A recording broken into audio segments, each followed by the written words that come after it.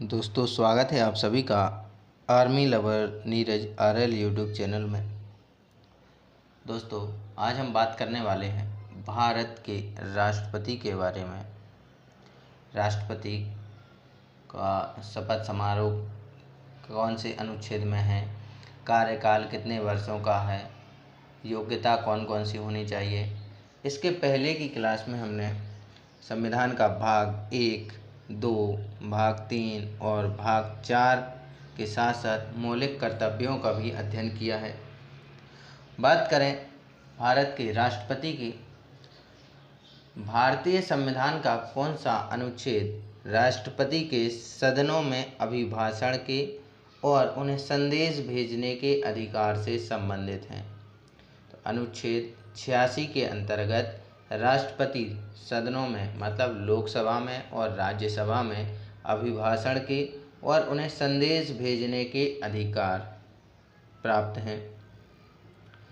अनुच्छेद 88 प्रत्येक मंत्री और भारत के महान्यायवादी को पद अधिकार होगा कि वह किसी भी सदनों की किसी संयुक्त बैठक में और संसद की किसी समिति में जिसमें उसका नाम सदस्य के रूप में दिया है बोले और उसकी कार्यवाहियों में अन्यथा भाग ले, किंतु इस अनुच्छेद के आधार पर वह मत देने का हकदार नहीं होगा। तो महान्यायवादी बैठकों में भाग तो ले सकता है अनुच्छेद 88 के तहत, लेकिन मत देने का जो अधिकार है वो नहीं होगा। बात करें अनुच्छेद 90 की, उपसभापति का पद रिक्त होना पद त्याग और पद से हटाए जाने से संबंधित है। अनुच्छेद 84 संसद का सदस्य चुने जाने के लिए योग्यता संबंधित है। बात करें अगले प्रश्न की, भारतीय संविधान के किस अनुच्छेद के अंतर्गत वित्तीय आपातकाल की घोषणा की जाती है। भारतीय संविधान में अनुच्छेद 360 के अंतर्गत वित्तीय आपातकाल की घोषणा की जाती है। भारतीय संविधान के अनुच्छेद 352 के तहत राष्ट्रीय आपातकाल, जबकि अनुच्छेद 356 के तहत राज्यों में आपातकाल, जिसे राष्ट्रपति शासन कहते हैं, का प्रावधान है।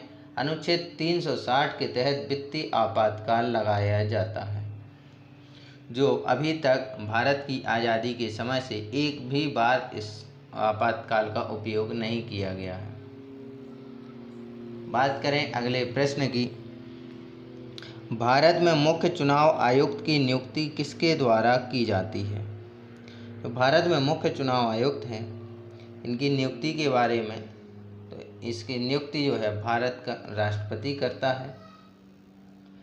संविधान के भाग 15 के अनुच्छेद 324 से 329 में निर्वाचन से संबंधित उपबंध दिया गया है। भारत निर्वाचन आयोग की स्थापना 25 जनवरी 1950 को हुई। यह एक स्थायी संवैधानिक निकाय है।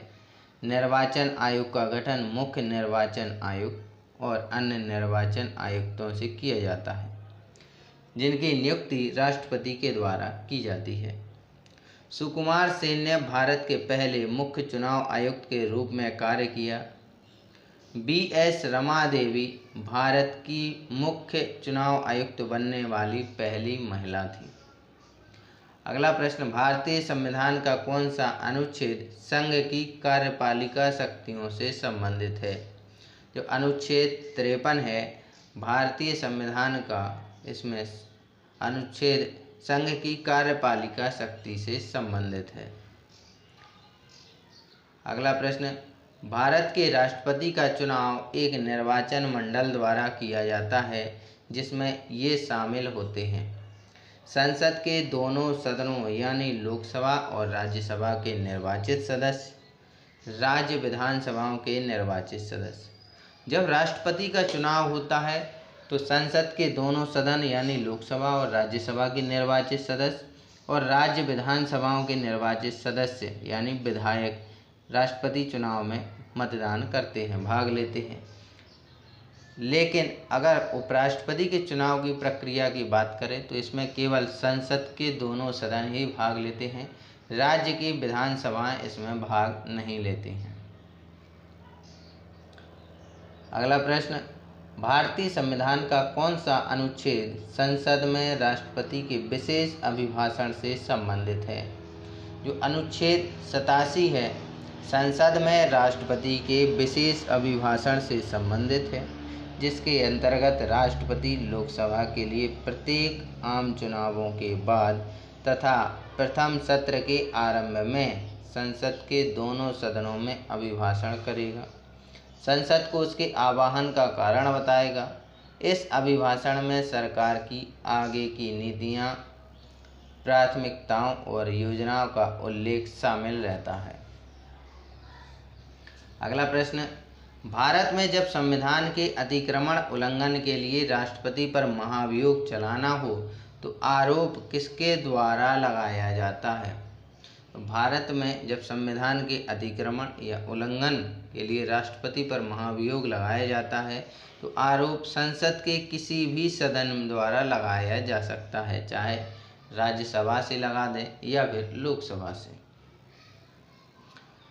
राष्ट्रपति के द्वारा संविधान के अतिक्रमण किए जाने पर उसके विरुद्ध महाभियोग चलाया जा सकता है। राष्ट्रपति पर महाभियोग चलाने की प्रक्रिया का वर्णन अनुच्छेद 61 में दिया गया है। राष्ट्रपति पर महाभियोग का प्रस्ताव संसद के किसी भी सदन, लोकसभा और राज्यसभा द्वारा प्रस्तुत किया जा सकता है। अगला प्रश्न, निम्न में से कौन भारतीय सशस्त्र बलों का सर्वोच्च कमांडर होता है? जो भारत में भारतीय सशस्त्र बलों का सर्वोच्च कमांडर भारत का राष्ट्रपति होता है। अगला प्रश्न,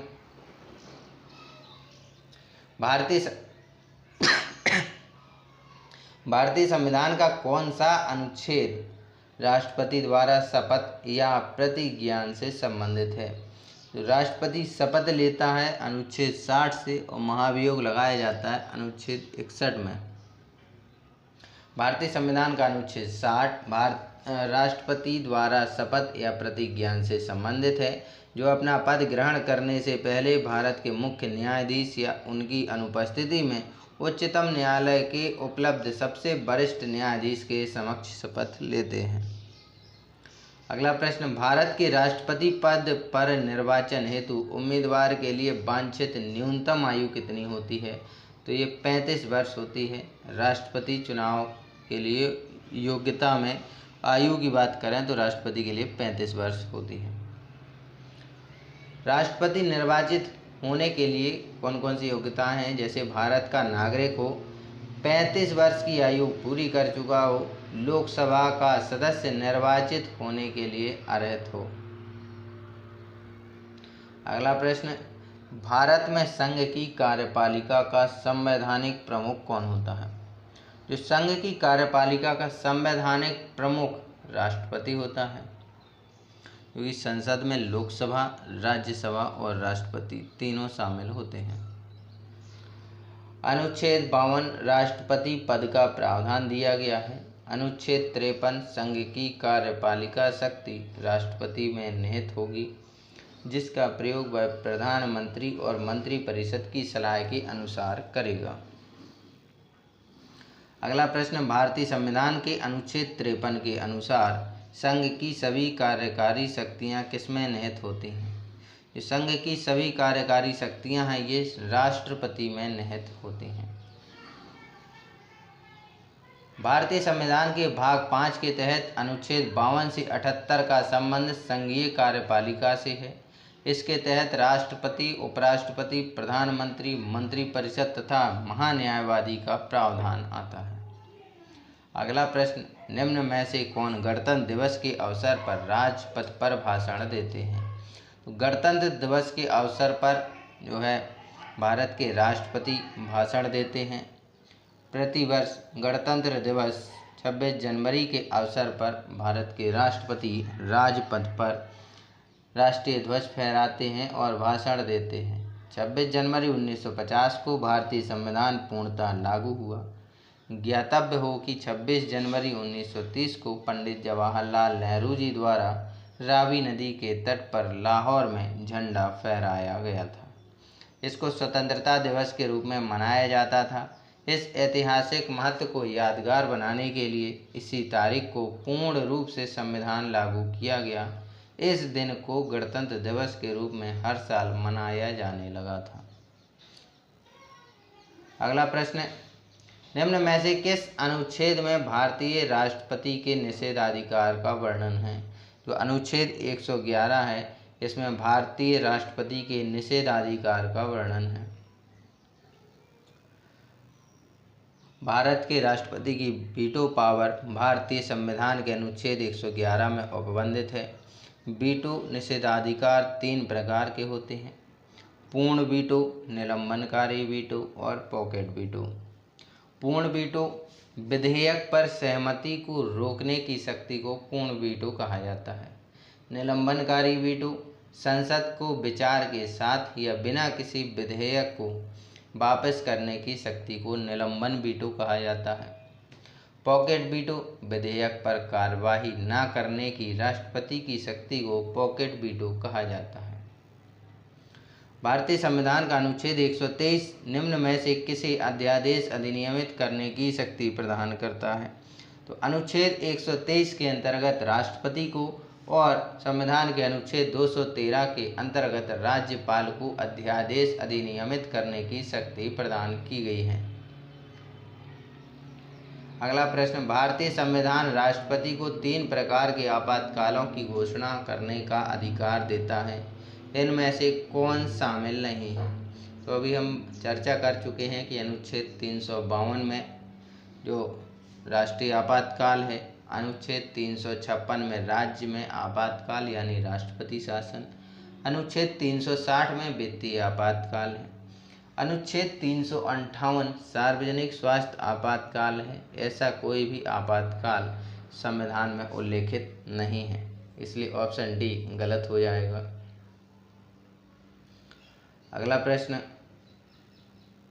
निम्न में से कौन सी शर्त भारत के राष्ट्रपति पद का उम्मीदवार होने के लिए अनिवार्य नहीं है? तो संसद में 10 वर्ष का अनुभव होना चाहिए, ये उम्मीदवार के लिए अनिवार्य नहीं है। भारत का नागरिक हो, कोई लाभ पद पर ग्रहण नहीं हो, 35 वर्ष की आयु पूरी हो चुकी हो। अगला प्रश्न, भारत में देश का सर्वोच्च कार्यपालक कौन होता है?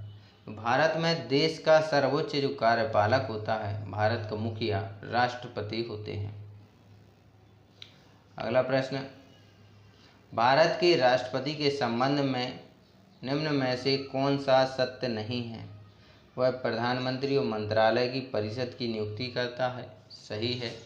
राष्ट्रपति देश का प्रथम नागरिक होता है, ये भी सही है। वह रक्षा बलों का सर्वोच्च कमांडर है, ये भी सही है। वह राष्ट्रीय आपातकाल की घोषणा नहीं कर सकता, ये गलत है। आवश्यकता पड़ने पर राष्ट्रपति जो है आपातकाल की घोषणा कर सकते हैं। अगला प्रश्न, भारतीय संघ की कार्यपालिका का संवैधानिक प्रमुख कौन होता है? जो संघ की कार्यपालिका का संवैधानिक प्रमुख है, ये राष्ट्रपति होते हैं।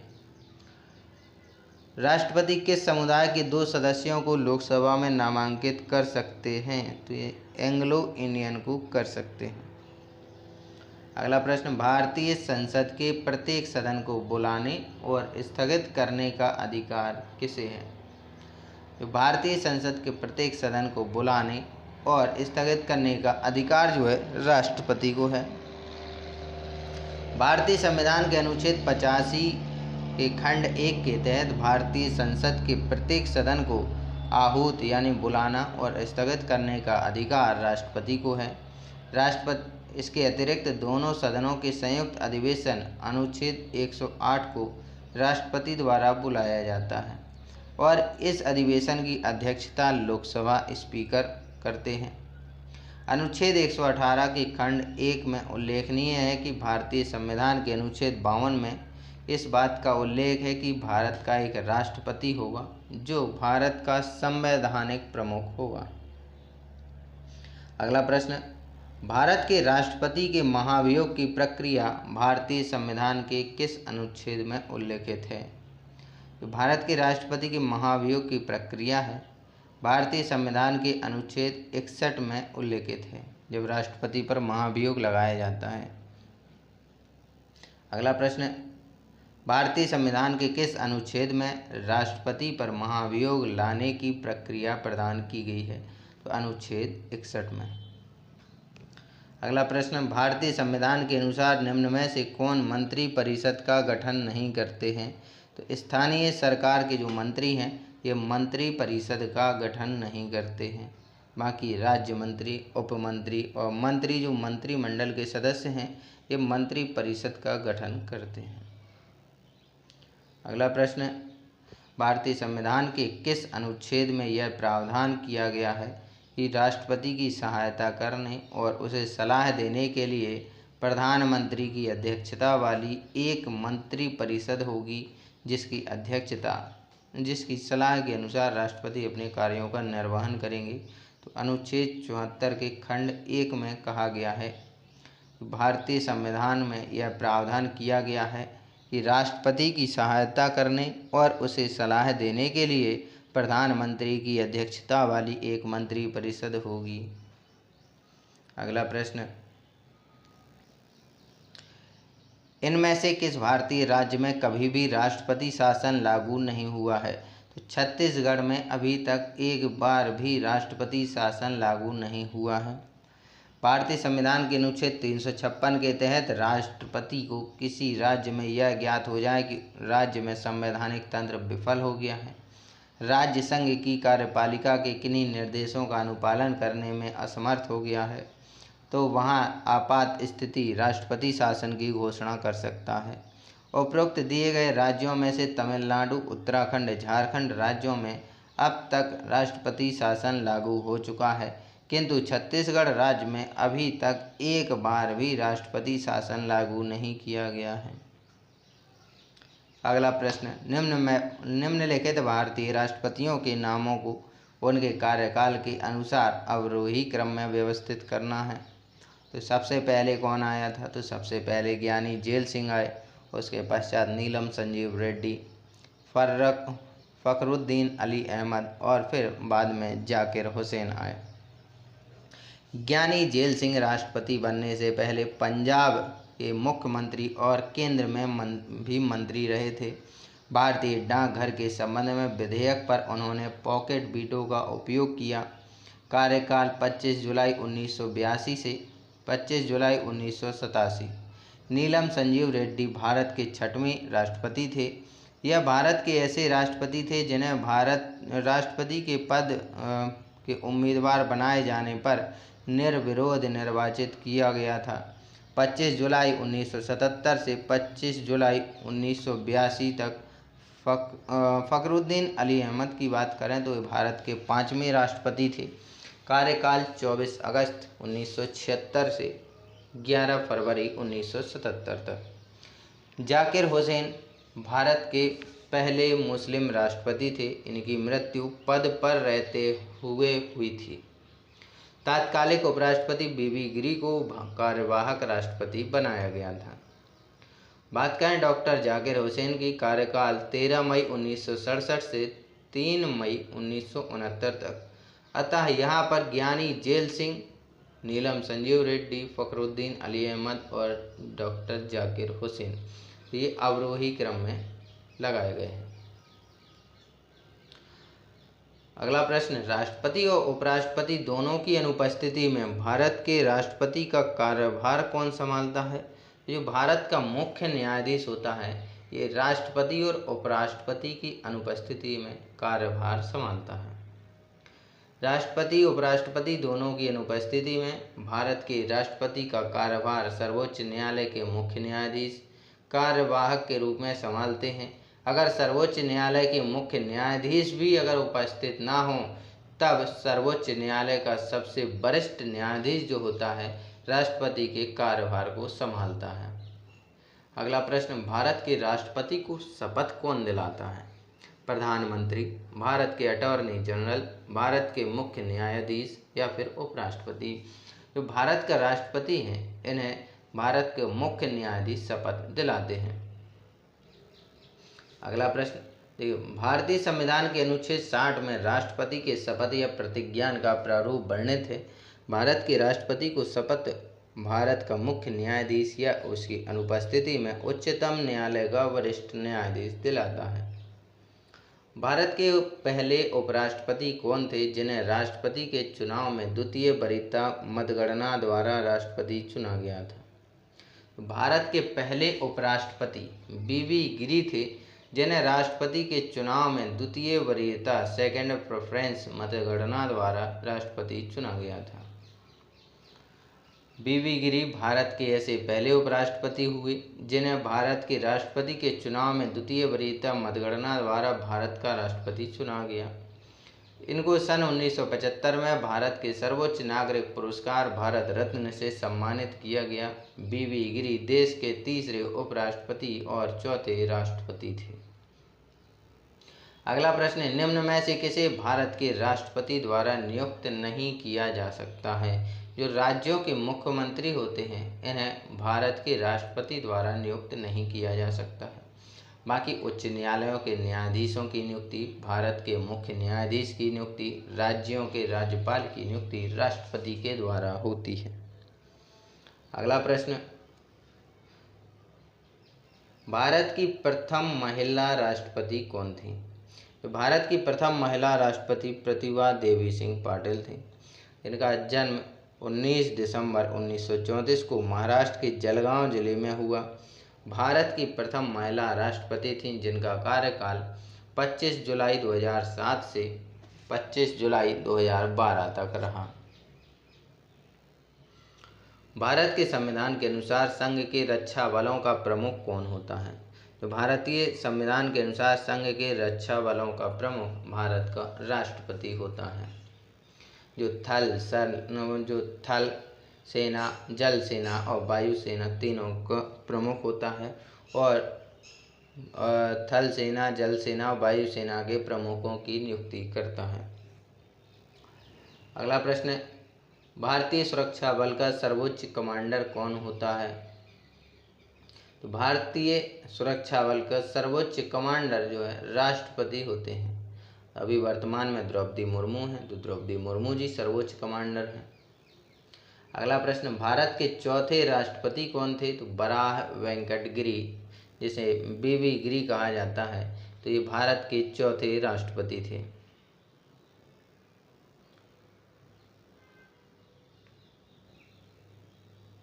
ये कुछ अन्य जो राष्ट्रपति पद पर रहे हैं, जैसे डॉक्टर जाकिर हुसैन 13 मई 1967 से 3 मई 1969 तक, वीवी गिरी 24 अगस्त 1969 से 24 अगस्त 1974 तक, ज्ञानी जेल सिंह 25/7/1982 से 25/7/1987 तक रहे, वीडी जत्ती 11 फरवरी 1977 से 25 जुलाई 1977 ईस्वी तक कार्यवाहक राष्ट्रपति के पद पर रहे थे। अगला प्रश्न, 25 जुलाई 2012 को श्री प्रणब मुखर्जी ने भारत के कौन से नंबर के राष्ट्रपति के रूप में पदभार ग्रहण किया था? 25 जुलाई 2012 को श्री प्रणब मुखर्जी ने भारत के 13वें राष्ट्रपति के रूप में पदभार ग्रहण किया था। अगला प्रश्न है, रामनाथ कोविंद भारत के कौन से नंबर के राष्ट्रपति हैं? तो जो रामनाथ कोविंद थे ये भारत के 14वें नंबर के राष्ट्रपति थे। अगला प्रश्न, भारत के किस राष्ट्रपति को मिसाइल मैन के रूप में जाना जाता है? डॉक्टर APJ अब्दुल कलाम को मिसाइल मैन ऑफ इंडिया के नाम से जाना जाता है। 15 अक्टूबर 1931 को तमिलनाडु में जन्मे पूर्व राष्ट्रपति डॉक्टर APJ अब्दुल कलाम को मिसाइल मैन के रूप में जाना जाता है। ये 25 जुलाई 2002 से 25 जुलाई 2007 तक भारत के 11वें राष्ट्रपति रहे। 27 जुलाई 2015 को व्याख्यान देते समय शिलांग मेघालय में इनकी मृत्यु हो गई। एक सेमिनार में ये भाषण दे रहे थे, तब इनकी तबीयत अचानक खराब हो गई और वहीं इनकी मृत्यु हो गई। निम्न में से कौन भारत के सबसे युवा राष्ट्रपति थे? तो डॉक्टर श्री नीलम संजीव रेड्डी जो हैं भारत के सबसे युवा राष्ट्रपति रहे। भारत में दोनों सदनों लोकसभा और राज्यसभा द्वारा प्रस्तुत और पारित किए गए सभी विधेयकों की अनुमोदन किसके साइन करने के पश्चात ही लागू होते हैं। अगर कोई अनुमोदन है, भले ही लोकसभा और राज्यसभा से पास हो जाए, लेकिन यदि राष्ट्रपति उस पर हस्ताक्षर नहीं करते हैं तो वो विधेयक लागू नहीं होगा। इसलिए दोनों सदनों लोकसभा और राज्यसभा द्वारा प्रस्तुत और पारित किए गए सभी विधेयक राष्ट्रपति के अनुमोदन के बाद ही लागू हो सकते हैं। अगला प्रश्न, भारत के राष्ट्रपति बनने से पहले इनमें से किस भारत रत्न पुरस्कार से सम्मानित किया गया था? एस राधाकृष्णन को भारत का राष्ट्रपति बनने से पहले ही भारत रत्न पुरस्कार से सम्मानित किया जा चुका था। भारत का राष्ट्रपति बनने से पहले भारत रत्न डॉक्टर सर्वपल्ली राधाकृष्णन को मिला था। प्रश्नगत विकल्पों में सर्वपल्ली राधाकृष्णन को भारत रत्न वर्ष 1954 में प्रदान किया गया। वे वर्ष 1962 में राष्ट्रपति बने। डॉक्टर एपीजे अब्दुल कलाम को भी राष्ट्रपति 2002 से 7 बनने से पूर्व भारत रत्न 1997 में मिला था। तो ऐसे दो राष्ट्रपति हैं जिन्हें राष्ट्रपति बनने से पहले ही भारत रत्न प्रदान किया गया था उनके कार्यों के लिए। निम्न में से किस पूर्व भारतीय राष्ट्रपति ने सबसे कम अवधि के लिए पदभार संभाला? तो जो डॉक्टर जाकिर हुसैन हैं, इन्होंने सबसे कम अवधि के लिए भारत के राष्ट्रपति पद को संभाला। ये 13 मई 1967 से 3 मई 1967 तक इनका कार्यकाल 69 तक इनका कार्यकाल रहा। सबसे कम अवधि के राष्ट्रपति थे। वर्तमान में रामनाथ कोविंद भारत के 14वें और अब द्रौपदी मुर्मू वर्तमान में राष्ट्रपति हैं। इनमें से किसने राजेंद्र प्रसाद के बाद भारत के राष्ट्रपति का पदभार ग्रहण किया? तो सर्वपल्ली राधाकृष्णन ने। भारत के राष्ट्रपति द्वारा राज्यसभा में कितने सदस्यों को नामित किया जाता है? तो 12 सदस्यों को नामित किया जाता है। भारत के संविधान के अनुच्छेद 80 में राज्यसभा के सदस्यों की अधिकतम संख्या 250 निर्धारित की गई है। वर्तमान में यह 250 है, जिनमें से 233 राज्यों से और संघ राज्य क्षेत्रों के प्रतिनिधि तथा 12 सदस्य राष्ट्रपति द्वारा मनोनीत होते हैं। अगला प्रश्न है, राष्ट्रपति द्वारा लोकसभा और राज्यसभा में मनोनीत सदस्यों की कुल संख्या कितनी होती है?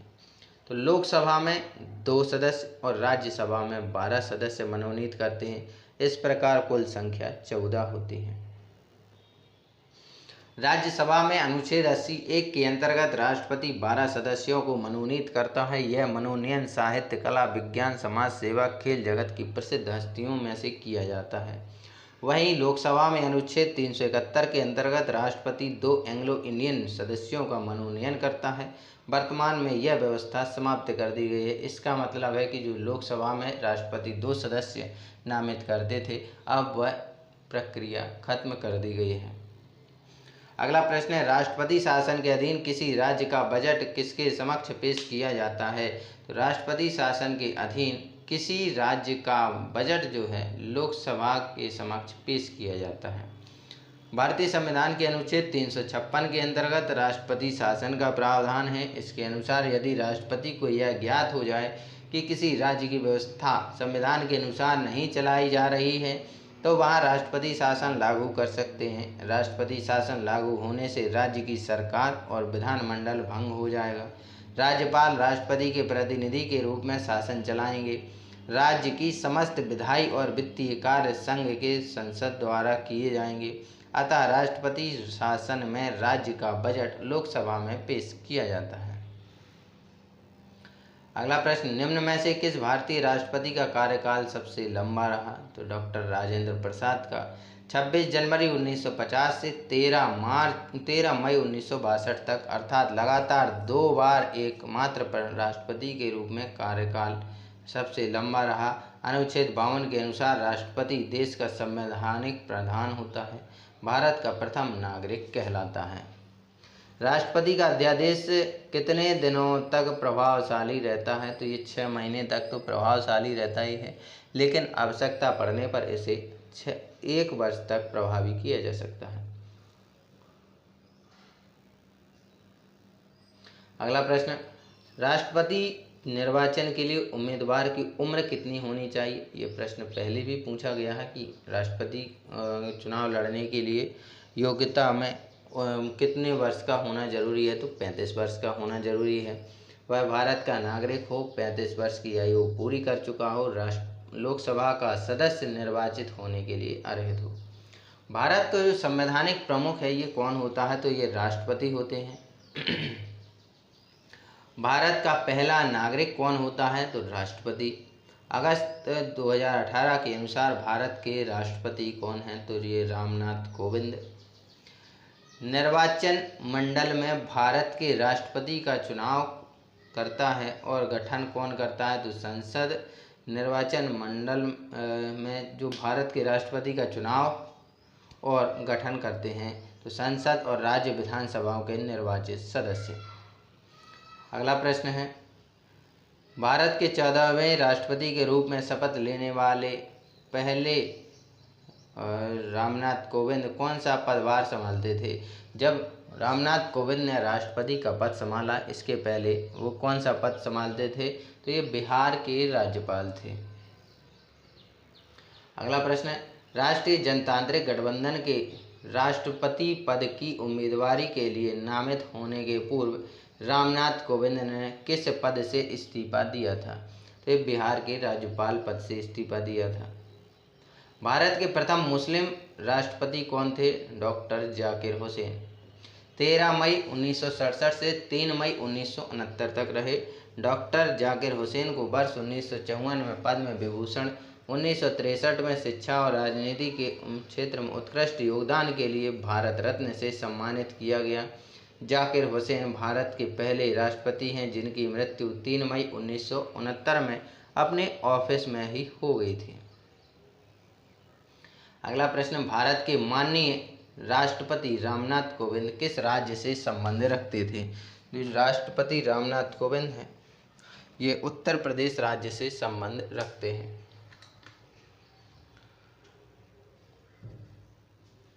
अगला प्रश्न, रामनाथ कोविंद ने भारत के 14वें राष्ट्रपति बनने के लिए किसे पराजित किया? तो जो एनडीए के नेता थे रामनाथ कोविंद, इन्होंने यूपीए के नेता मीरा कुमार को पराजित किया था। अगला प्रश्न है, राष्ट्रपति की पॉकेट वीटो शक्ति के संदर्भ में ऐसी टिप्पणी क्यों की जाती है कि भारतीय राष्ट्रपति की जो अमेरिकी राष्ट्रपति की तुलना में बड़ी है? भारतीय राष्ट्रपति की अनिश्चितकालीन अवधि के लिए बिल पर कोई कार्यवाही या तो सकारात्मक या नकारात्मक करने की शक्ति होती है। इसी कारण राष्ट्रपति की पॉकेट वीटो शक्ति के संदर्भ में ऐसी टिप्पणी की जाती है कि भारतीय राष्ट्रपति की जेब अमेरिकी राष्ट्रपति की तुलना में बड़ी होती है। अगला प्रश्न, भारत के राष्ट्रपति का नाम बताएं जिन्होंने 1986 में भारतीय डाकघर संशोधन विधेयक के संबंध में पॉकेट वीटो का प्रयोग किया था।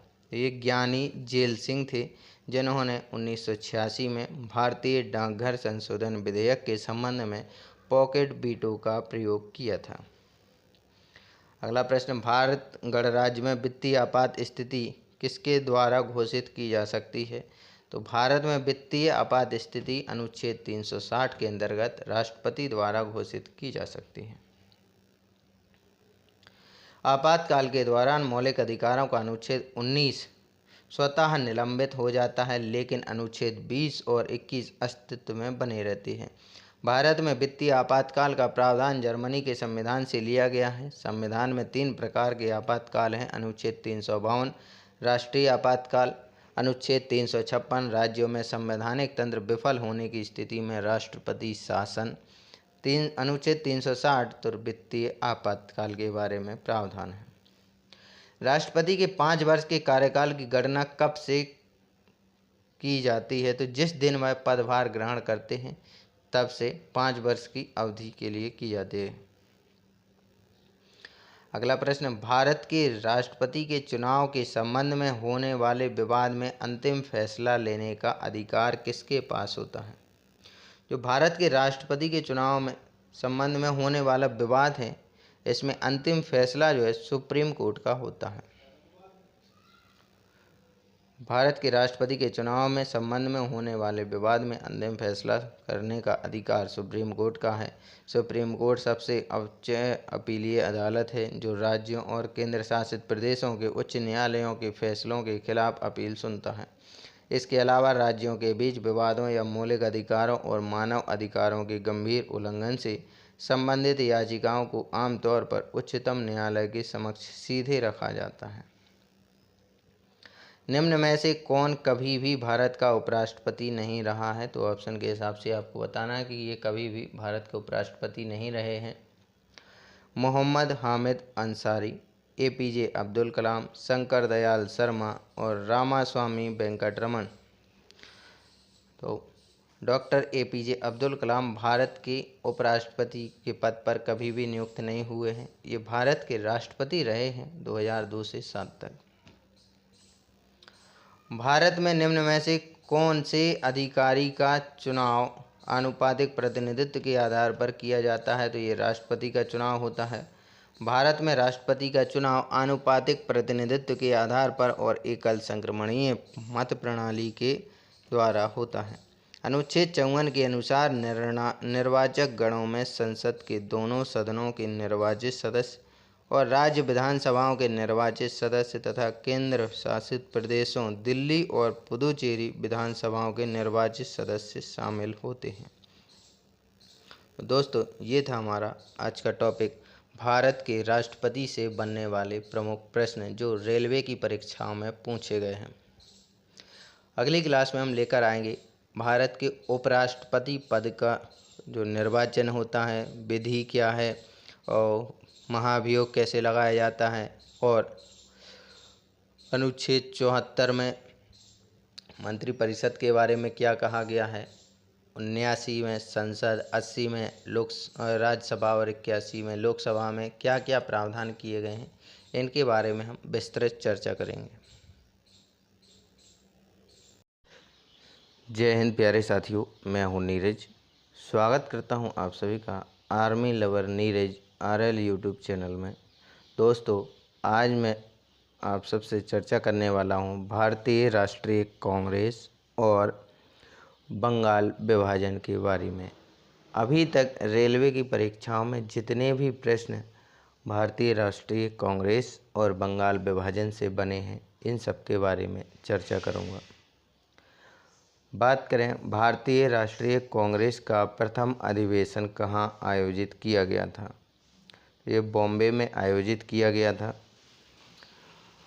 भारतीय राष्ट्रीय कांग्रेस की स्थापना 28 दिसंबर 1885 ईस्वी को बम्बई के गोकुलदास तेजपाल संस्कृत कॉलेज में हुई।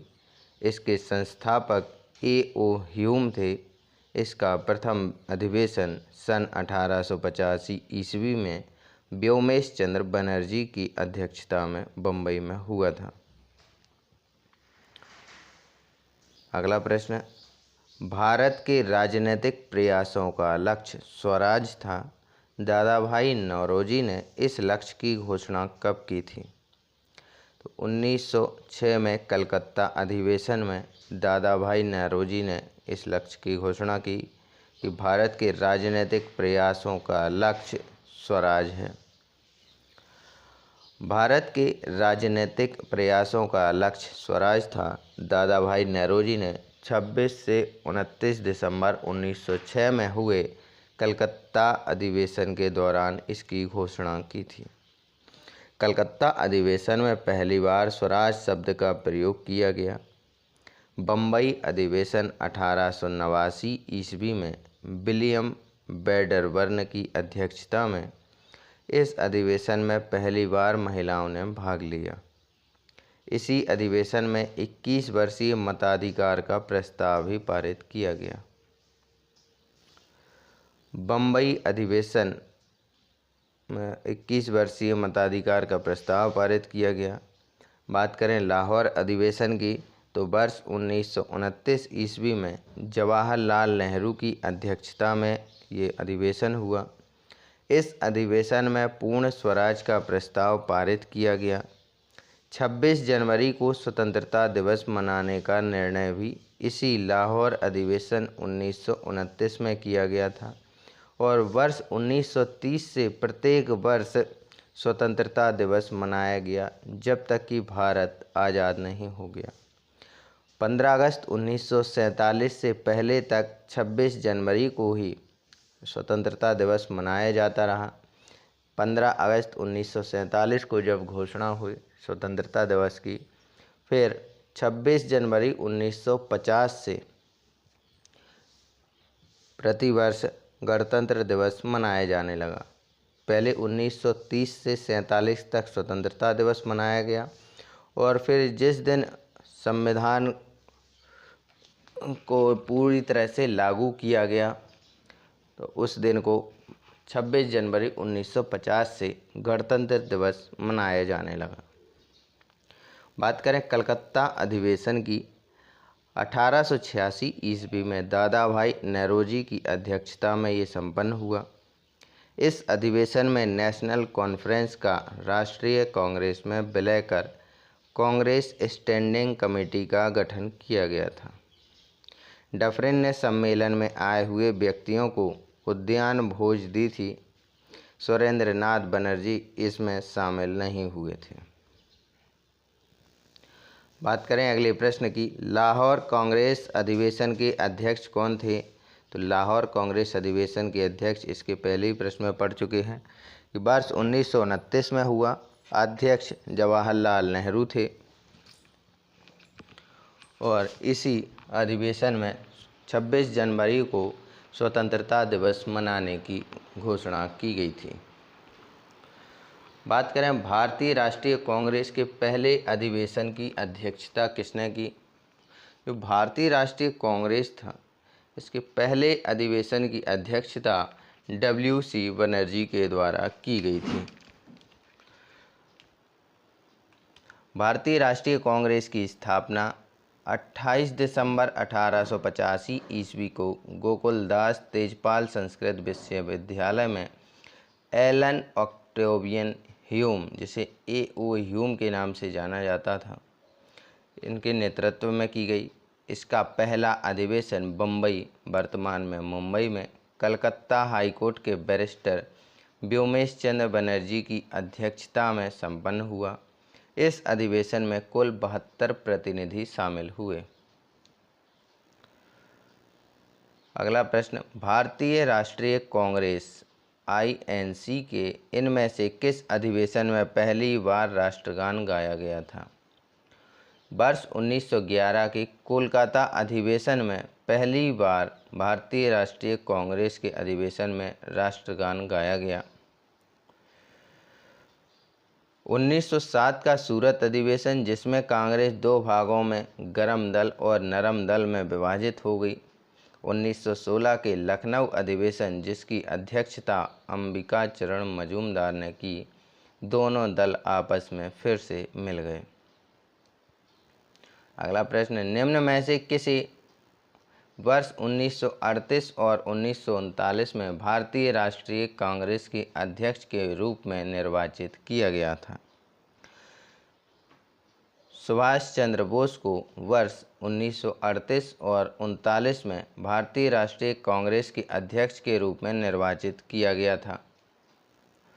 इस अधिवेशन में सुभाष चंद्र बोस को भारतीय राष्ट्रीय कांग्रेस के अध्यक्ष के रूप में निर्वाचित किया गया। यह भारतीय राष्ट्रीय कांग्रेस का 51वां अधिवेशन था। 1939 के भारतीय राष्ट्रीय कांग्रेस के त्रिपुरी अधिवेशन में सुभाष चंद्र बोस पट्टाभी सीतारमैया को हराकर पुनः भारतीय राष्ट्रीय कांग्रेस के अध्यक्ष बने, लेकिन गांधी जी से विवाद की वजह से इन्होंने अपने अध्यक्ष पद से इस्तीफा दे दिया। बाद में डॉक्टर राजेंद्र प्रसाद को अध्यक्ष बनाया गया था। तो 1938 में तो सुभाष चंद्र बोस रहे ही थे। 1939 का जब त्रिपुरी अधिवेशन हुआ सुभाष चंद्र बोस और पट्टाभी सीतारमैया के बीच, तो सुभाष चंद्र बोस ने पट्टाभी सीतारमैया को हराकर पुनः भारतीय राष्ट्रीय कांग्रेस के अध्यक्ष बने, लेकिन जब इनका गांधी जी से मतभेद हो गया तो इन्होंने अध्यक्ष पद से इस्तीफा दे दिया और बाद में डॉक्टर राजेंद्र प्रसाद को इंडियन नेशनल कांग्रेस का अध्यक्ष बनाया गया। अगला प्रश्न, भारतीय राष्ट्रीय कांग्रेस का पहला अधिवेशन 1885 में आयोजित किया गया। इसका आयोजन भारत के किस शहर में हुआ था? तो ये बम्बई शहर में हुआ था। इसकी स्थापना किस कॉलेज में हुई? तो गोकुलदास तेजपाल संस्कृत कॉलेज में इसकी स्थापना की गई थी। अगला प्रश्न, भारतीय राष्ट्रीय कांग्रेस की पहली भारतीय महिला अध्यक्ष कौन थी? जो भारतीय राष्ट्रीय कांग्रेस की पहली भारतीय महिला पूछी है तो सरोजिनी नायडू थी। इन्होंने 1925 के अधिवेशन की अध्यक्षता की। सरोजिनी नायडू भारतीय राष्ट्रीय कांग्रेस की प्रथम भारतीय महिला अध्यक्ष थी। इन्होंने सन 1925 में भारतीय राष्ट्रीय कांग्रेस के कानपुर अधिवेशन में अध्यक्षता की थी। इस अधिवेशन में हिंदी को राष्ट्रभाषा के रूप में इस्तेमाल किया गया तथा कांग्रेस के एक प्रमुख नेता हसरत मोहानी ने पहली बार पूर्ण स्वराज का प्रस्ताव रखा था। ध्यातव्य रहे कि सन 1917 में कलकत्ता अधिवेशन की अध्यक्षता एनी बेसेंट ने की थी। यह कांग्रेस की प्रथम महिला अध्यक्ष थी, लेकिन ये भारतीय नहीं थी। प्रश्न में पूछा कि पहली भारतीय महिला जो इंडियन नेशनल कांग्रेस की अध्यक्ष बनी तो सरोजिनी नायडू वर्ष 1925 में कानपुर अधिवेशन की अध्यक्षता की थी। अगला प्रश्न, कांग्रेस के किस अधिवेशन में महात्मा गांधी ने अन्य नेताओं को खिलाफत के साथ साथ स्वराज के समर्थन में असहयोग आंदोलन चलाने के लिए राजी कर लिया? कांग्रेस के कलकत्ता अधिवेशन में सितंबर 1920 में लाला लाजपत राय की अध्यक्षता में हुए कांग्रेस के कलकत्ता अधिवेशन में कांग्रेस ने पहली बार भारत में विदेशी शासन के विरुद्ध सीधी कार्यवाही करने, विधान परिषदों का बहिष्कार करने के साथ असहयोग आंदोलन 1920 प्रारंभ करने का निर्णय लिया। बात करें सुभाष चंद्र बोस 1939 में त्रिपुरी अधिवेशन में गांधी जी के किस उम्मीदवार को हराकर पुनः भारतीय राष्ट्रीय कांग्रेस के अध्यक्ष चुने गए थे? तो वर्ष 1938 में भी सुभाष चंद्र बोस ने अध्यक्षता करी। 1939 में भी इन्होंने गांधी जी के जो अधिवेशन त्रिपुरी अधिवेशन में गांधी जी के उम्मीदवार थे पट्टाभी सीतारामैया, इनको हराकर पुनः इंडियन नेशनल कांग्रेस के अध्यक्ष बने।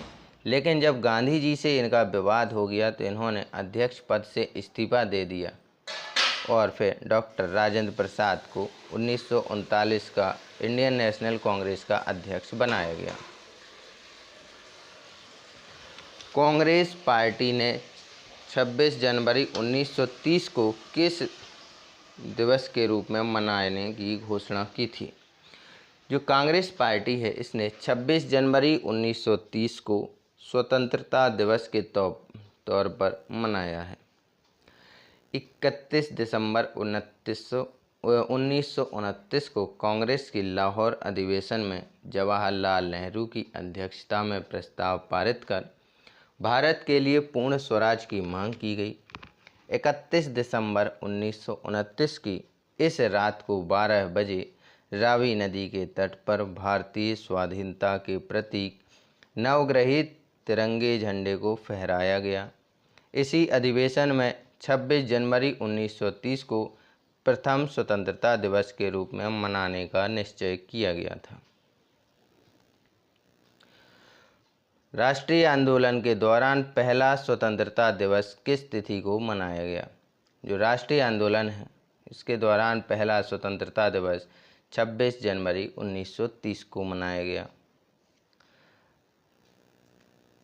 फिर से प्रश्न आया है, भारतीय राष्ट्रीय कांग्रेस द्वारा पूर्ण स्वराज अर्थात ब्रिटिश राज से पूर्ण स्वतंत्रता की घोषणा कब की गई?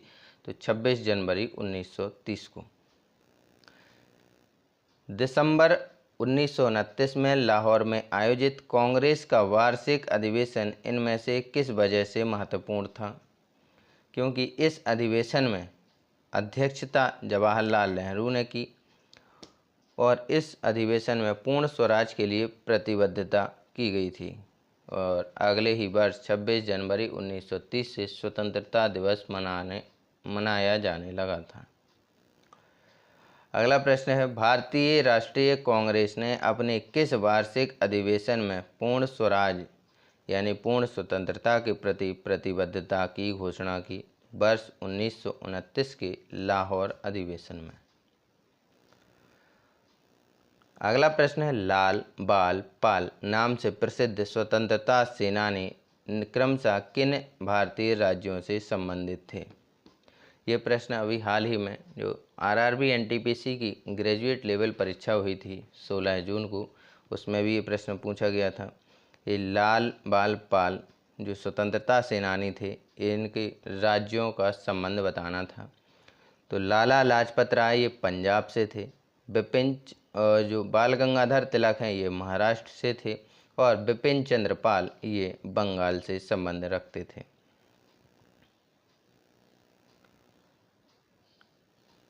अगला प्रश्न, भारतीय राष्ट्रीय कांग्रेस के पहले यूरोपीय अध्यक्ष कौन थे?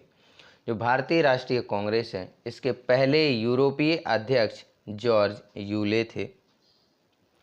अगला प्रश्न, 1907 में भारतीय राष्ट्रीय कांग्रेस के अध्यक्ष कौन थे?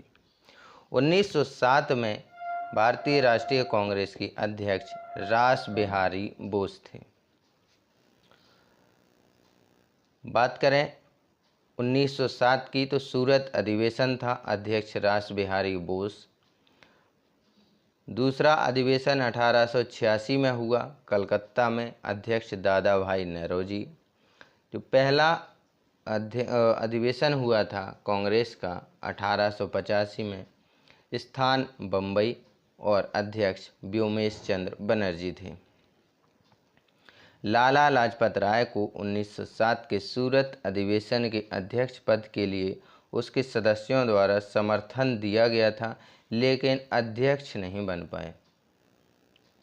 अगला प्रश्न, भारतीय राष्ट्रीय कांग्रेस की संस्थापना के समय भारत के वायसराय कौन थे? जो भारतीय राष्ट्रीय कांग्रेस की जब संस्थापना के समय भारत के वायसराय लॉर्ड डफरिन थे और कहा जाता है कि ये डफरिन के दिमाग की ही उपज थी कि एक ऐसी संस्था का निर्माण किया जाए जो वर्ष में एक बार ही अधिवेशन करे, जगह जगह पर जो उपद्रव होते थे उनको बंद करने के लिए ये डफरिन के दिमाग की उपज थी। भारतीय राष्ट्रीय कांग्रेस की स्थापना के समय भारत का वायसराय डफरिन था। डफरिन 1884 से 1888 तक रहा। इसने कांग्रेस को सूक्ष्मदर्शी अल्पसंख्यक जनता का प्रतिनिधित्व करने वाली संस्था कहकर मजाक उड़ाया था। अगला प्रश्न, भारतीय राष्ट्रीय कांग्रेस से कराची अधिवेशन का आयोजन 1931 में किया गया, इसकी अध्यक्षता किसने की थी? तो 1931 के कराची अधिवेशन की अध्यक्षता सरदार वल्लभ भाई पटेल ने की थी। भारतीय राष्ट्रीय कांग्रेस के कराची अधिवेशन का आयोजन सरदार वल्लभ भाई पटेल की अध्यक्षता में 1931 में हुआ। इस अधिवेशन में गांधी इरविन समझौते का समर्थन किया गया। इस अधिवेशन के प्रमुख जो बिंदु हैं, मौलिक अधिकारों से संबंध प्रस्ताव को अपनाया गया, जिसमें धर्म, जाति, लिंग आदि के विभेद बिना सभी को कानून के समक्ष समानता के अधिकार का प्रावधान किया गया। सार्वभौमिक वयस्क मताधिकार के आधार पर चुनावों का प्रस्ताव भी किया गया। कांग्रेस ने पहली बार पूर्ण स्वराज को परिभाषित किया। कराची अधिवेशन में गांधी जी ने कहा था कि गांधी मर सकते हैं परंतु गांधीवाद हमेशा जिंदा रहेगा। अगला प्रश्न, महात्मा गांधी ने पहली और अंतिम बार भारतीय राष्ट्रीय कांग्रेस के वार्षिक अधिवेशन की अध्यक्षता कहाँ की थी? तो ये बेलगांव जो कर्नाटक में स्थित है, यहाँ पर महात्मा गांधी ने पहली बार भारतीय राष्ट्रीय कांग्रेस के अधिवेशन की अध्यक्षता की थी। वर्ष 1924 में बेलगांव कर्नाटक एकमात्र अधिवेशन था जिसमें महात्मा गांधी ने पहली और अंतिम बार भारतीय राष्ट्रीय कांग्रेस के वार्षिक अधिवेशन की अध्यक्षता की। इस अधिवेशन में कांग्रेस और मुस्लिम लीग दोनों अलग हो गए थे। अब पहली बार इन्होंने अध्यक्षता करी और पहली बार ही कांग्रेस और मुस्लिम लीग दोनों अलग हो गए। अगला प्रश्न, वर्ष 1937 में कहाँ पर पहली बार किसी गांव में कांग्रेस अधिवेशन का आयोजन किया गया था? वर्ष 1937 में फैजपुर में पहली बार गांव में कांग्रेस अधिवेशन का आयोजन किया गया था। कांग्रेस का 50वां अधिवेशन का आयोजन 1937 में फैजपुर नामक स्थान पर हुआ। इसकी अध्यक्षता जवाहरलाल नेहरू ने की। यह कांग्रेस जो गांव में आयोजित होने वाला कांग्रेस का पहला अधिवेशन था। अगला प्रश्न, निम्न में से किसने कभी अध्यक्ष के रूप में भारतीय राष्ट्रीय कांग्रेस की अध्यक्षता नहीं की? डॉक्टर BR अम्बेडकर ने कभी भी अध्यक्ष के रूप में भारतीय राष्ट्रीय कांग्रेस की अध्यक्षता नहीं की। अब इन्होंने की नहीं है या फिर जात पात के नाम पर इनको कभी भी अध्यक्ष बनाया नहीं गया है, भगवान जाने। अगला प्रश्न है, भारतीय राष्ट्रीय कांग्रेस ने किस वर्ष में पहली बार 26 जनवरी को स्वतंत्रता दिवस के रूप में मनाया? तो वर्ष 1930 में। इसके बारे में हम पहले ही चर्चा कर चुके हैं। उस नेता का नाम बताइए जिसके विरोध के कारण 1928 में कांग्रेस और मुस्लिम लीग के बीच समझौते की सभी उम्मीदें समाप्त हो गईं।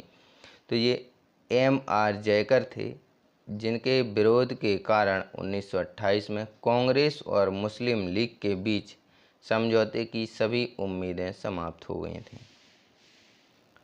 अगला प्रश्न है, इनमें से किस वर्ष में INC इंडियन नेशनल कांग्रेस के लाहौर सत्र में पूर्ण स्वराज को भारतीय राष्ट्रीय कांग्रेस के लक्ष्य के रूप में स्वीकार किया गया? तो 31 दिसंबर 1929 को कांग्रेस के लाहौर अधिवेशन में जवाहरलाल नेहरू की अध्यक्षता में प्रस्ताव पारित कर भारत के लिए पूर्ण स्वराज की मांग की गई थी। अगला प्रश्न है, निम्नलिखित में से कौन भारतीय राष्ट्रीय कांग्रेस के चरमपंथी नेता नहीं थे? तो चरमपंथी, तो सुरेंद्रनाथ बनर्जी भारतीय राष्ट्रीय कांग्रेस के चरमपंथी एक्सट्रीमिस्ट नेता नहीं थे। सर सुरेंद्रनाथ बनर्जी ब्रिटिश राज के दौरान प्रारंभिक दौर के भारतीय राजनीतिक नेताओं में से एक थे। अगला प्रश्न, भारतीय राष्ट्रीय कांग्रेस का पहला अधिवेशन कब आयोजित किया गया था? जो भारतीय राष्ट्रीय कांग्रेस है, इसका पहला अधिवेशन 28 से 31 दिसंबर 1885 को बम्बई में आयोजित किया गया था। इसके अध्यक्ष WC बनर्जी थे। अगला प्रश्न, 1931 में निम्न में से कौन इंडियन नेशनल कांग्रेस के अध्यक्ष थे? तो 1931 में सरदार वल्लभ भाई पटेल इंडियन नेशनल कांग्रेस के अध्यक्ष थे। अधिवेशन कराची में हुआ था। अधिवेशन में मौलिक अधिकारों की मांग भी रखी गई थी। अगला प्रश्न, भारतीय राष्ट्रीय कांग्रेस के पहले महासचिव कौन थे? तो महासचिव तो A.O. Hume, Elon Octavian Hume थे। भारतीय राष्ट्रीय कांग्रेस की स्थापना 1885 ईस्वी में वायसराय लॉर्ड इरविन के शासनकाल में एक सेवानिवृत्त सिविल सर्वेंट A.O. ह्यूम के द्वारा की गई। A.O. ह्यूम को भारतीय राष्ट्रीय कांग्रेस का पिता जन्मदाता कहा जाता है। भारतीय राष्ट्रीय कांग्रेस के प्रथम महासचिव भी थे। 1885 में भारतीय राष्ट्रीय कांग्रेस की स्थापना किसके द्वारा की गई थी? जो 1885 में भारतीय राष्ट्रीय कांग्रेस की स्थापना A.O. ह्यूम के द्वारा की गई थी। अगला प्रश्न, भारतीय राष्ट्रीय कांग्रेस की पहली महिला अध्यक्ष का नाम बताना है। तो पहली महिला अध्यक्ष जो भारतीय राष्ट्रीय कांग्रेस की थी, ये थी एनी बेसेंट। वर्ष 1917 में इनके द्वारा अध्यक्षता की गई। लेकिन अगर पहली भारतीय महिला पूछे तो सरोजिनी नायडू, जिन्होंने वर्ष 1925 में अध्यक्षता की थी। अगला प्रश्न, 1916 में कांग्रेस की लखनऊ अधिवेशन में नरमपंथी और चरमपंथी दोनों विचारधाराओं के नेता एकजुट हो गए। इसकी अध्यक्षता किसने करी थी? तो इसकी अध्यक्षता जो है अंबिका चरण मजूमदार के द्वारा की गई थी। अगला प्रश्न है, 1916 के लखनऊ समझौते में नरमपंथी भारतीय राष्ट्रीय कांग्रेस के उग्र सुधारवादियों और मुस्लिम लीग के बीच एक संयुक्त राजनीतिक मंच प्रदान किया गया था। अगला प्रश्न, 1916 का लखनऊ समझौता किसके बीच हुआ था? तो भारतीय राष्ट्रीय कांग्रेस और इंडिया मुस्लिम लीग के मध्य। भारतीय राष्ट्रीय कांग्रेस के पहले मुस्लिम अध्यक्ष कौन थे? तो बदरुद्दीन तैयब। कांग्रेस के वार्षिक अधिवेशन की अध्यक्षता करने वाले प्रथम मुस्लिम अध्यक्ष बदरुद्दीन तैयब थे, जिन्होंने 1887 ईस्वी में मद्रास में आयोजित कांग्रेस अधिवेशन की अध्यक्षता की। उल्लेखनीय है कि इस अधिवेशन में प्रथम बार भारतीय भाषा तमिल में अभिभाषण हुआ था।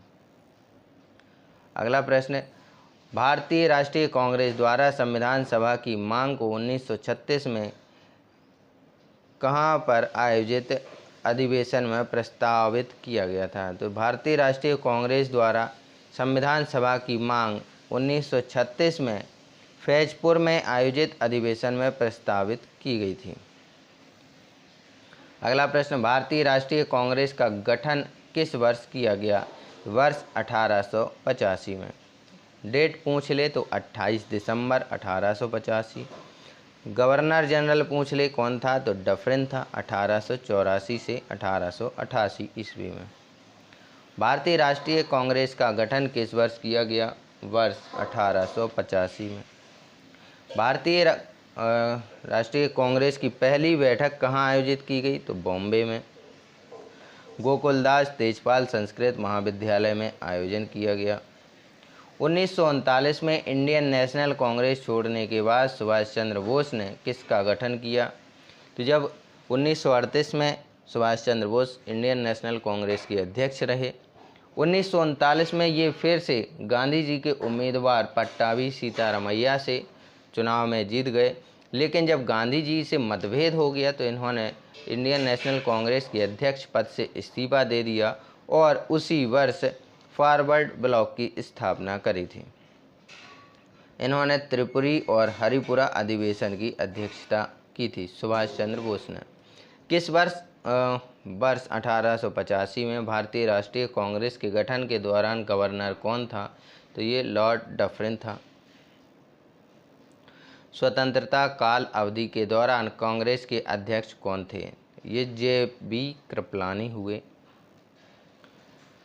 स्वतंत्रता प्राप्ति के समय कांग्रेस के अध्यक्ष जे.बी. कृपलानी थे। वह 1946 ईस्वी में मेरठ में आयोजित कांग्रेस के 55वें अधिवेशन के अध्यक्ष चुने गए थे।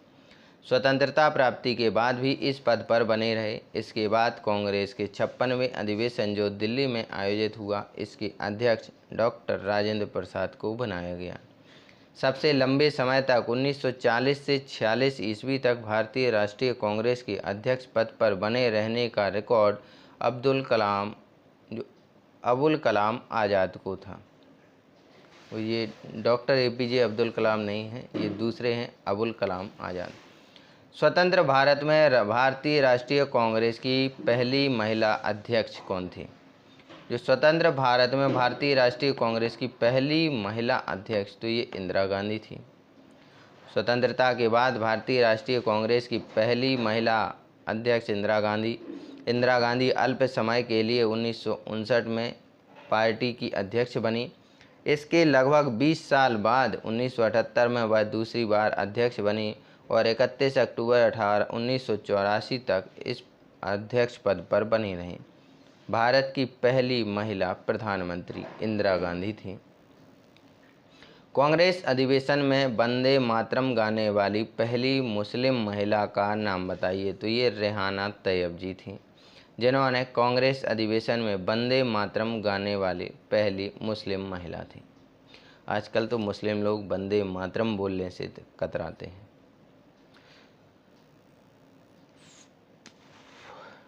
कांग्रेस अधिवेशन में भारत का राष्ट्रीय गीत वंदे मातरम गाने वाली पहली मुस्लिम महिला रेहाना तैयब जी। वंदे मातरम को पहली बार 28 दिसंबर 1896 को कलकत्ता अधिवेशन में रविंद्रनाथ टैगोर के द्वारा गाया गया था।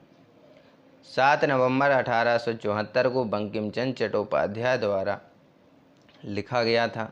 14 अगस्त 1947 को रात्रि में संविधान सभा की बैठक का प्रारंभ वंदे मातरम के साथ किया गया था। अगला प्रश्न है, ताप्ती नदी के किनारे आयोजित सूरत अधिवेशन में भारतीय राष्ट्रीय कांग्रेस का 2 दलों में विभाजन किस वर्ष हुआ? तो वर्ष 1907 में।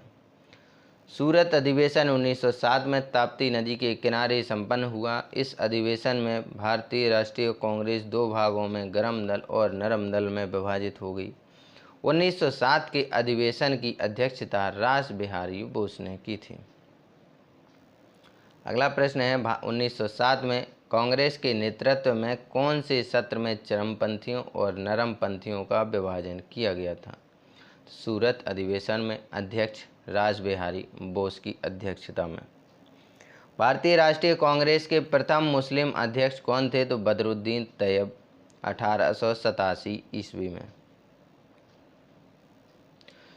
कांग्रेस अधिवेशन वर्ष एवं स्थान बताना है। तो 1885 में मुंबई व्योमेश चंद्र बनर्जी और प्रथम अध्यक्ष ये थे। 1886 में कलकत्ता में आयोजित की गई। दादा भाई नौरोजी प्रथम पारसी अध्यक्ष। 1887 में मद्रास में आयोजित हुआ। बदरुद्दीन तैयब जी अध्यक्ष थे, प्रथम मुस्लिम अध्यक्ष ये थे।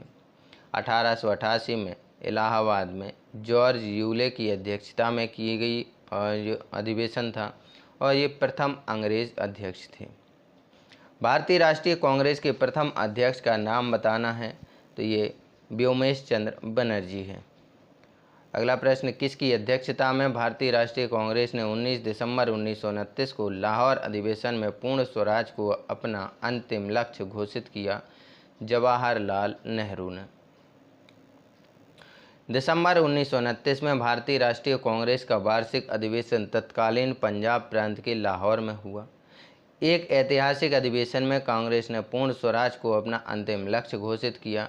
जवाहरलाल नेहरू, जिन्होंने पूर्ण स्वराज के विचार को लोकप्रिय बनाने में सर्वाधिक योगदान दिया, इस अधिवेशन के अध्यक्ष चुने गए थे।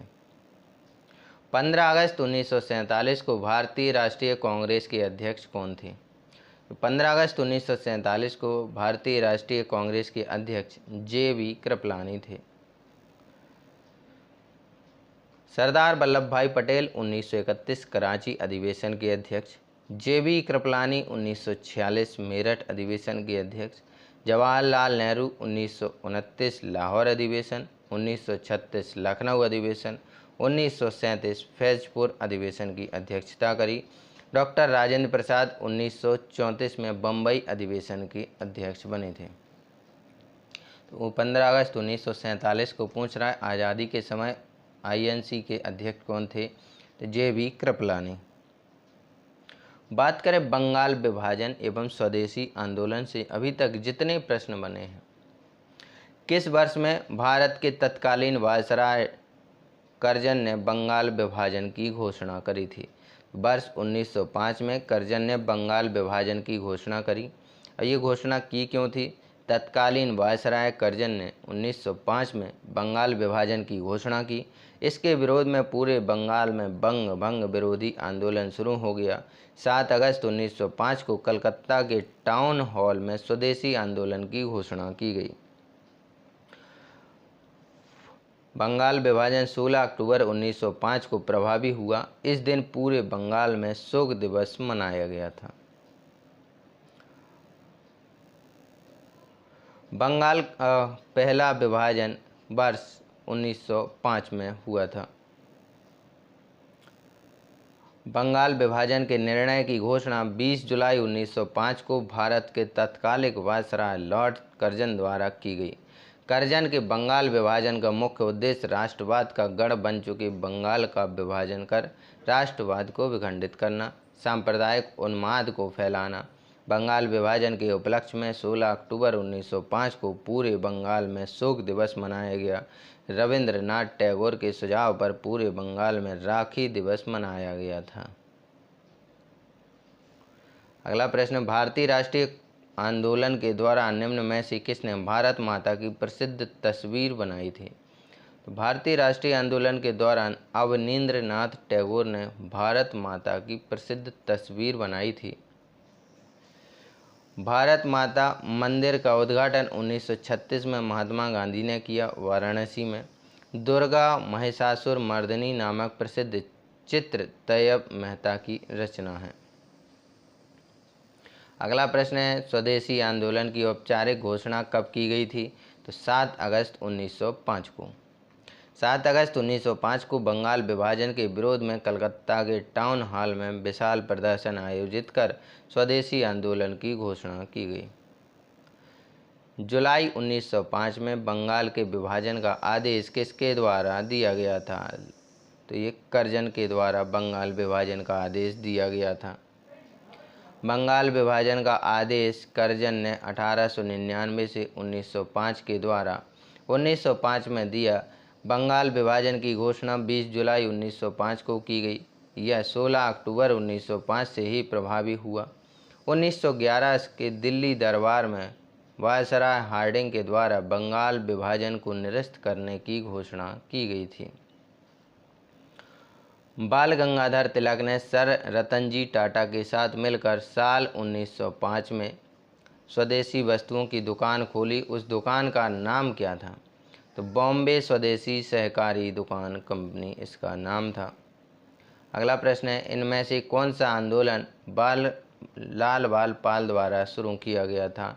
तो ये स्वदेशी आंदोलन 7 अगस्त 1905 को शुरुआत की गई थी।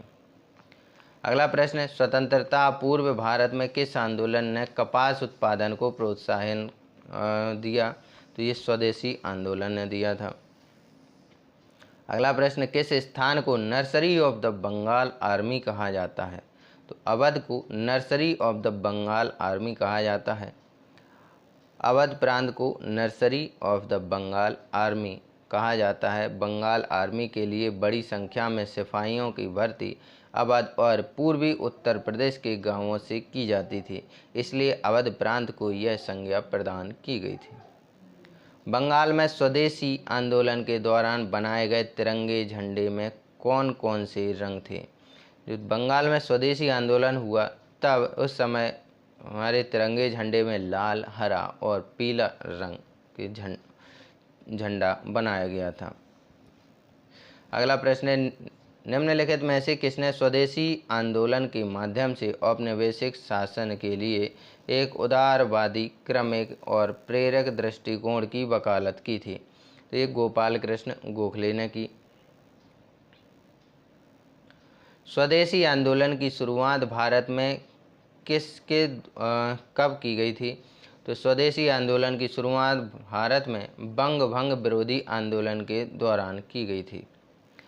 कर्जन ने 20 जुलाई 1905 को बंगाल विभाजन की घोषणा की, जिसके परिणामस्वरूप 7 अगस्त 1905 को कलकत्ता के टाउन हॉल में स्वदेशी आंदोलन की घोषणा की गई।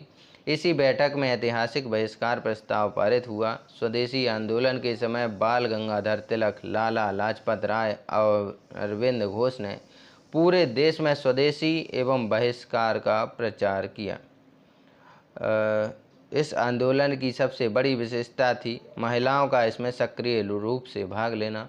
स्वदेशी आंदोलन के दौरान ही वंदे मातरम भारतीय राष्ट्रीय आंदोलन का शीर्षक गीत बन गया।